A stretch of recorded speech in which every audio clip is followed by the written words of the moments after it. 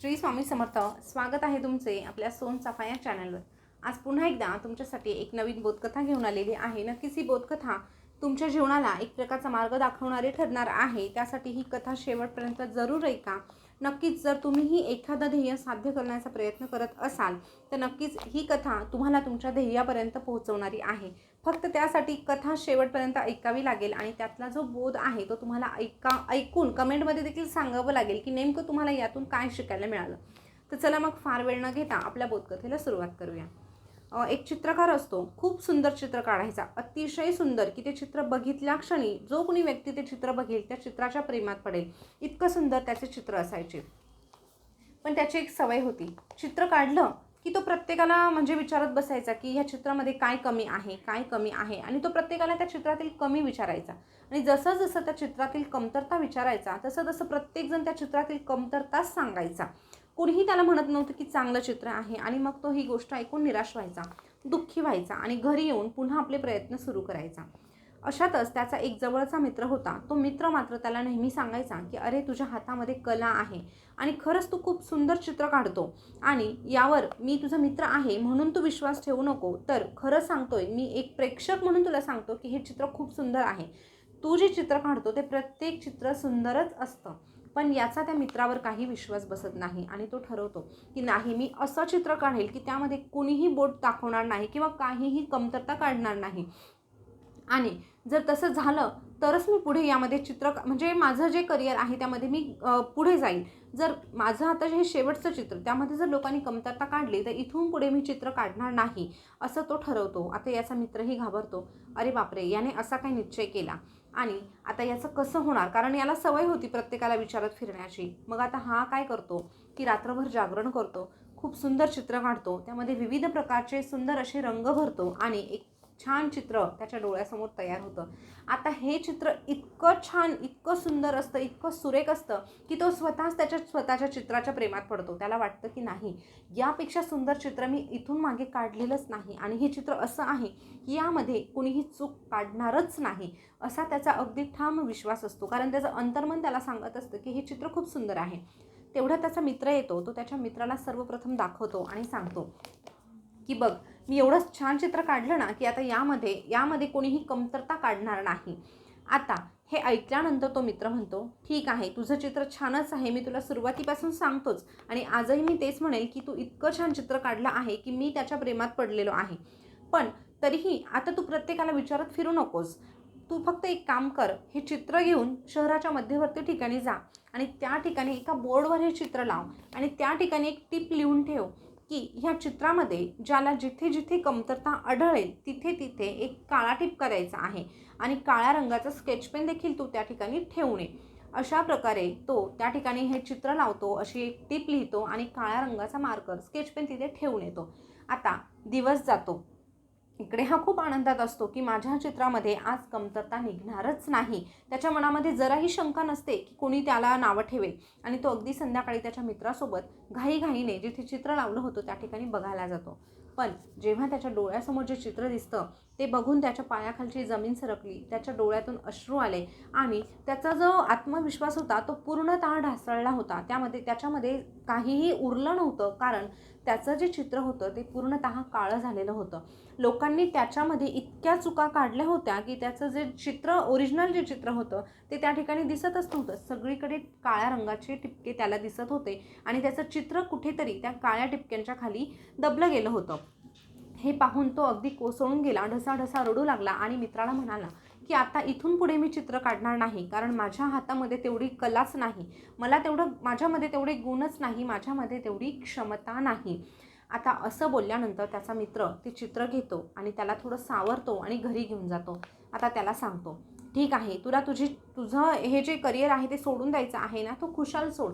फक्त माझं एक काम ऐक, ते केल्यानंतर तू तुझा निर्णय घेऊ शकतो. फक्त माझ्यासाठी हे जे मी तुला सांगत आहे ते ऐक. त्यावर तो मित्र म्हणजे तो चित्रकार म्हणतो, ठीक आहे, काय म्हणणं आहे तुझं. त्यावर तो म्हणतो, तू अगदी सेम जसं काल चित्र काढलं होतं तसंच चित्र तू आज पुन्हा एकदा काढ आणि पुन्हा एकदा शहराच्या मध्यवर्ती ठिकाणी तू नेऊन ठेव. फक्त आता लिहिताना इथे काय लिहायचं आहे की ज्याला जिथे जिथे चूक आढळणार आहे त्याने त्या ठिकाणी सुधारणा करावी अशी तू टीप त्या ठिकाणी लिहायची आहे आणि शहराच्या मध्यवर्ती ठिकाणी काल जसं तू हे चित्र लावलं तसंच नेऊन ठेवायचं आहे. आता ह्या मित्राला वाटतं काल माझी म्हणजे ह्या चित्रकाराला वाटतं काल माझी अशी अवस्था झाली, आज नवीन काय होणार आहे. तरीही मित्राच्या शब्दाखातर तो तसं करतो. अगदी हुबेहूब तसल्या तसं चित्र काढतो आणि शहराच्या मध्यवर्ती ठिकाणी नेऊन ठेवतो. काळ्या रंगाचा मार्करही त्या ठिकाणी ठेवतो. विविध प्रकारचे रंगही त्या ठिकाणी ठेवतो, कारण ज्याला चूक आढळेल तो त्या ठिकाणी वेगवेगळे रंग भरू शकेल. याकरिता तो सगळं काही सामान त्या ठिकाणी ठेवून येतो. फक्त टीप जी असते ती बदललेली असते की ज्याला जिथे चूक आढळेल तिथे त्याने सुधारणा करावी अशी टीप होती.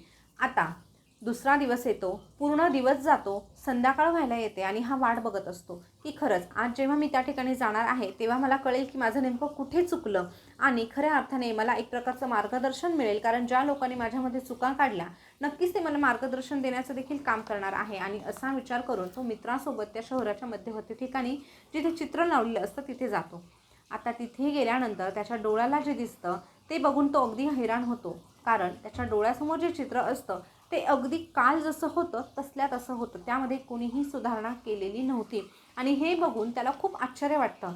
अरे, काल हे मी चित्र असं लावलं होतं आणि जेव्हा मी चुका काढायला लावल्या तेव्हा अनेकांनी चुका काढल्या, पण आज त्याच चुका जर मी सुधारायला लावल्या, कुणाची तरी मदत मागितली तर कोणीही मला मदत केली नाही, असं का बरं झालं असेल. त्यावर तो मित्र म्हणाला, अरे तुझ्या अजूनही ही गोष्ट लक्षात आली नाही का?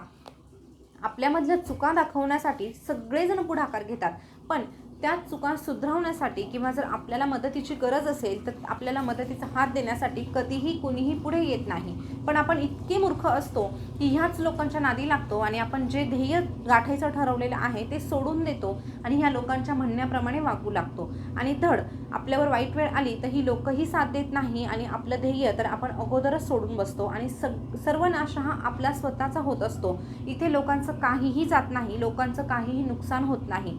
त्यामुळे मला तुला एकच सांगायचं आहे की तुझ्यामध्ये जी कला आहे ती जर तुला ठाऊक आहे की तुझ्यामध्ये तो गुण आहे, तुला सगळं काही व्यवस्थित जमत आहे आणि तुला सांगणारे असे बोटावर मोजणे इतके लोक आहे की ते तुला सांगतात की हो तुझ्यामध्ये हा गुण आहे, ही कला आहे, तर तू 100 लोकांचं काय ऐकत आहे. 100 लोक तुला नावं ठेवतात तर तू त्यांच्याकडे लक्ष देतो, पण मी तुला कळकळीने सांगतो की तुझ्यामध्ये हा गुण आहे तर तू माझ्याकडे लक्ष का देत नाहीस. तर नक्कीच तुझ्यामध्ये जो गुण आहे तो तुझ्या स्वतःच्या अंतर्मनाला माहीत आहे, तर नक्कीच तू त्यामध्ये ध्येय साधायलाच हवं.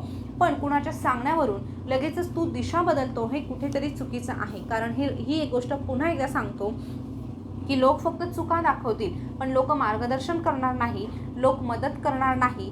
याकरिता आपण जे ध्येय ठरवलं आहे, आपल्याला जर ठाऊक आहे की मी योग्य मार्गावर चालत आहे तर लोकांसाठी ते बदलण्याची गरज नाही. आणि अशा पद्धतीने त्या चित्रकाराला त्याच्या मित्राचं म्हणणं पडतं आणि तो पुढे चित्रकारामध्ये करिअर करतो आणि खूप मोठं नाव त्याचं होतं. तर अशा पद्धतीची ही बोधकथा होती. तर ह्या बोधकथेतून आपल्याला देखील हा एकच बोध घ्यायचा आहे की आपल्याही आयुष्यामध्ये बऱ्याचदा असं होतं की आपण एखादं ध्येय साध्य करण्याचा पुरेपूर प्रयत्न करतो. प्रामाणिक प्रयत्न चालू असताना त्यामध्ये आपल्याला आपले जे सुप्त गुण आहेत तेही दिसून येतात, पण आपण 4 लोकांचं मत घ्यायला जातो. एखादी व्यक्ती आपल्याला चांगल्या पद्धतीचे सल्ले देते, पण जी उरलेली लोक आहेत ती वाईट सल्ले देतात आणि आपल्याला काय वाटतं की ह्या जास्तीचं लोकांचं जे म्हणणं आहे तेच कुठेतरी बरोबर आहे आणि मग आपण आपला सर्वनाश करून घेतो.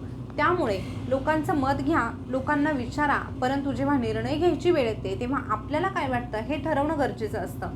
तर ही जी बोधकथा होती ती तुम्हाला आवडली असेल तर कमेंटमध्ये नक्की सांगा, व्हिडिओला लाईक करा आणि चॅनलला सबस्क्राईब केल्याशिवाय पुढे जाऊ नका. तुम्हाला अजून कुठल्या विषयावर जाणून घ्यायचं असेल तर नक्कीच तसं कमेंटमध्ये सुचवा. चला तर मग पुन्हा भेटूया नवीन बोधकथेसोबत. तोपर्यंत स्वस्त रहा, मस्त रहा आणि आपल्या सोनचाफा चॅनलवरच्या बोधकथा ऐकत रहा. धन्यवाद.